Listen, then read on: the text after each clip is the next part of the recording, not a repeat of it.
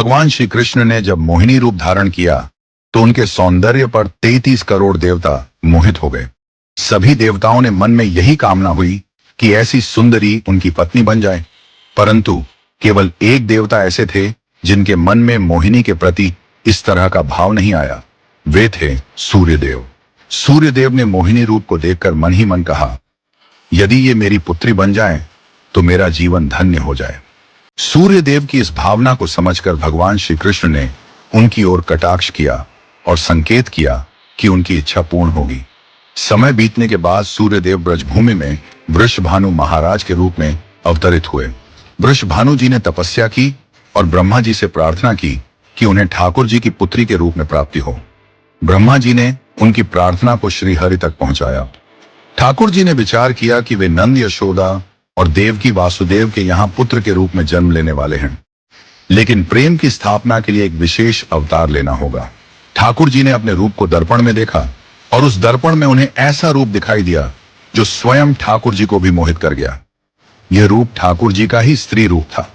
उन्होंने इस रूप को स्थिर किया और लक्ष्मी जी के वस्त्रों, आभूषणों और श्रृंगार सामग्री का उपयोग करके इस दिव्य स्वरूप को सजाया। जब यह स्वरूप पूर्ण हुआ तो ऐसा प्रतीत हुआ मानो सूर्य और चंद्र का एक साथ मेल हो गया हो। यह दिव्य तेज इतना अद्भुत था कि स्वयं ठाकुर जी भी नेत्र मूने को विवश हो गए। जब उन्होंने नेत्र खोले तो उनके सामने श्री राधा रानी का दिव्य स्वरूप प्रकट हुआ। श्री राधा के प्राकट्य का समय सुबह 4 बजे का था, जो ब्रह्म मुहूर्त का समय है। भगवान के अन्य अवतारों का प्राकट्य दोपहर 12 बजे या रात्रि 12 बजे होता है, परंतु राधा रानी का जन्म ब्रह्म मुहूर्त में हुआ, जो नए दिन की शुरुआत का प्रतीक है। यह इस बात का संकेत था कि प्रेम का प्रकाश संपूर्ण विश्व में फैलने वाला है। राधा रानी के अवतरण पर वृषभानु महाराज और कीर्तिदा माता के घर उत्सव मनाया गया। सभी गोप गोपियां ब्रजवासी आनंद में झूम उठे, लेकिन एक अद्भुत घटना ने सबको चकित कर दिया। राधा रानी अपनी आंखें नहीं खोल रही थीं।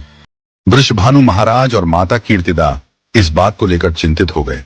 कई साधु संत और विद्वान उनके दर्शन करने आए, लेकिन किसी के भी प्रयास से राधा रानी ने अपनी आंखें नहीं खोली।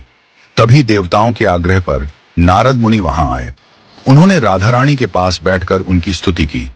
नारद मुनि ने जैसे ही स्तुति गाई, राधा रानी ने पहली बार अपनी दिव्य नेत्रों से नारद मुनि की ओर देखा। उस समय राधा रानी का स्वरूप ऐसा था मानो मृग नयनी सुंदर बालिका अपने पालने से झांक रही हो। यह दृश्य देखकर नारद जी आनंद से झूम उठे। उन्होंने अपनी वीणा और करताल बजाकर कीर्तन प्रारंभ कर दिया और गाने लगे, जय राधे जय वृंदावन वासिनी। वृषभानु महाराज यह अद्भुत दृश्य देखकर भाव विभोर हो गए। उन्होंने राधा रानी को प्रणाम किया और स्वयं को धन्य माना। उन्होंने अनुभव किया कि उनकी पुत्री कोई साधारण बालिका नहीं, बल्कि साक्षात देवी हैं। इस प्रकार श्री राधा का अवतरण प्रेम की स्थापना के लिए हुआ। ठाकुर जी ने ज्ञान, धर्म और वैराग्य की स्थापना के लिए कई अवतार लिए, लेकिन प्रेम की स्थापना के लिए श्री राधा का अवतरण हुआ।